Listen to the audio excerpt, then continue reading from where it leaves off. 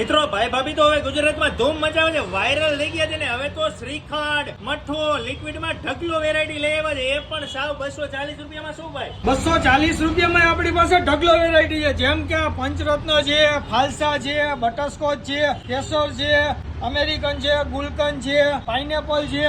Offer અત્યારે આપણે 17, 18, 19, 20 માર્ચના રોજ જ્યાં 240 રૂપિયાનો કિલો છે, દરેક ગ્રાહકોને ઘરે ઘરે ખવડાવો છે, એના માટે આપણે ખાલી 200 રૂપિયાનો કિલો રાખેલો છે.